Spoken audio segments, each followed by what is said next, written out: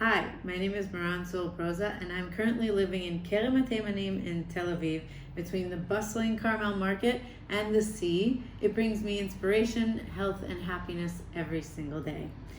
Something that people don't know about me is that what I'm aware of is that we have 1% left before the Amazon rainforest collapses, and I'm working towards preventing that collapse, which could eventually bring humanity to our own extinction.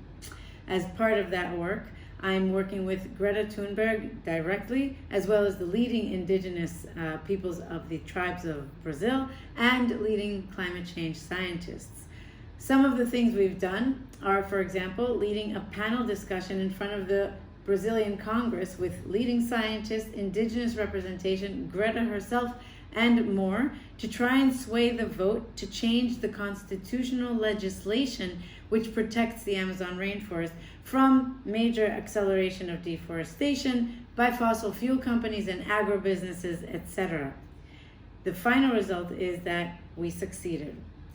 Other than that, I helped to put an indigenous youth leader on stage with Greta in Milan, Italy, earlier in 2021 in front of 50,000 people that followed the climate strike march in the pre-COP events.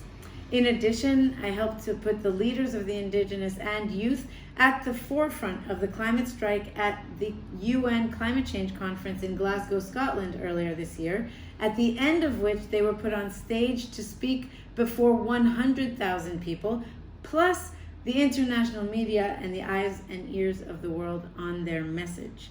That was all done successfully, and a very humbling experience at that.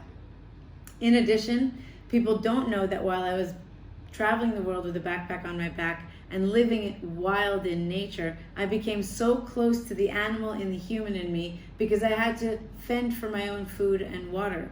I was literally living out in nature with the animals, and it helped me be really humble and understand the interdependence that we have with nature and this larger system of life that we're a part of.